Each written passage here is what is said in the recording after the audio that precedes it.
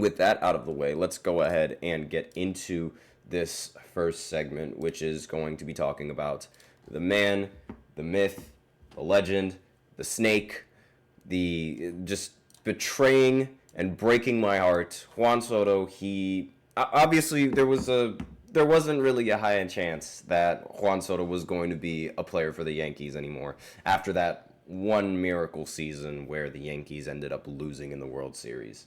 Like, he was going to, based off of just how he was playing last season, he was going to demand a huge contract and he was going to demand a lot of money.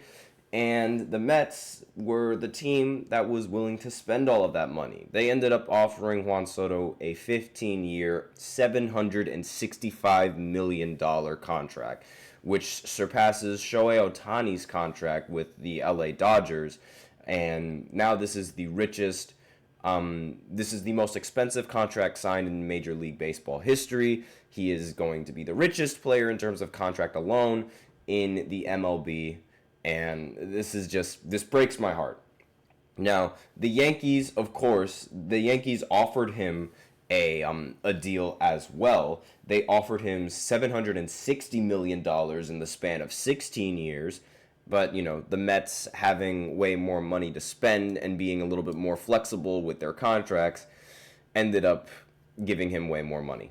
This is a sad day. I am having a very bad day, as Stephen A. Smith would say. I am upset. I am distraught. I am crying, and this is the worst day of my life. Like, I thought that when I thought that my it couldn't get worse for me.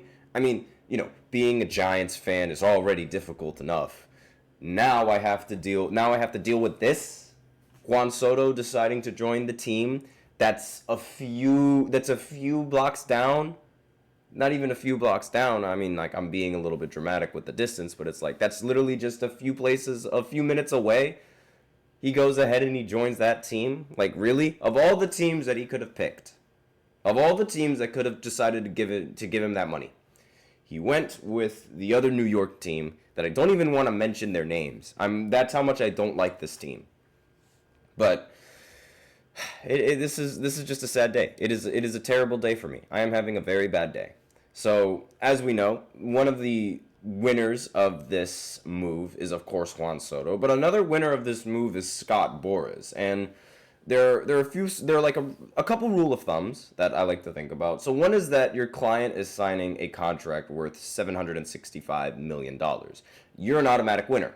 But to be serious about that, like 10 months ago, people were lining up to declare that Boras had lost his fastball. And that won't be a major talking point at all in this offseason. In addition to Soto's historic contract, Boras has already fetched paydays worth more than $20 million annually for lefties Blake Snell and Yusei Kikuchi. I believe that's how you pronounce his name. Forgive me if I messed up that last name.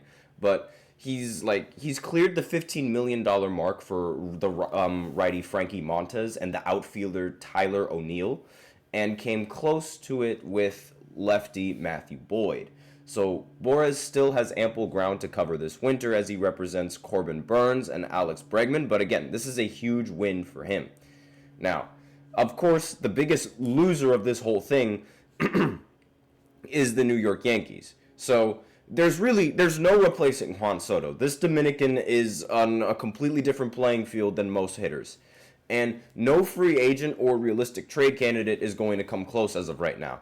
The question for the Yankees is, how are they going to improve several parts of their lineup in an attempt to replace Juan Soto in, regarding his departure? So I have no idea how they're going to replace him. Again, it's really he is a phenomenal player. It's really difficult to replace somebody as fantastic as Juan Soto. But ultimately, it's hard to see the Yankees really walking away from this offseason feeling better about their roster without Juan Soto. It's like there's no realistic way for that. And of course, the Mets, they are a clear-cut winner of this, despite that they're giving Juan Soto so much money.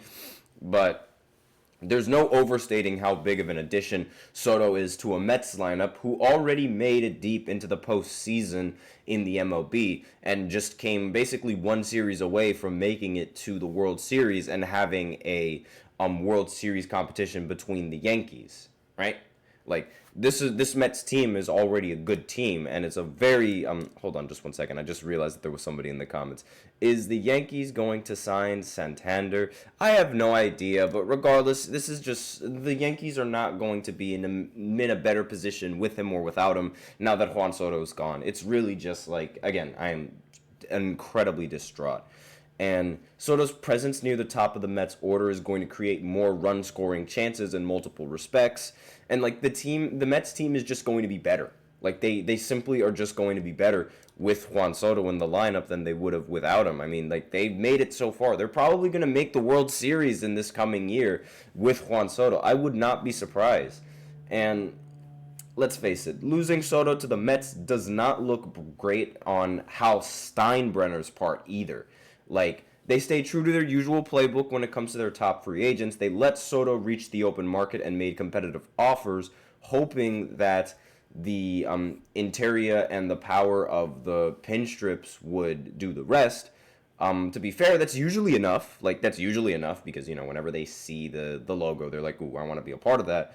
New York did not seem to pull out all the stops to keep, unfortunately.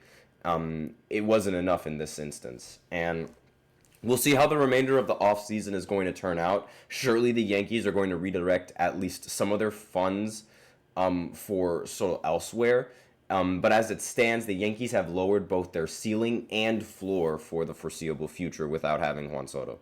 And that's all I can really talk about now. Again, I was very, very late for this live, so I would have talked about it a little bit more, but I can't.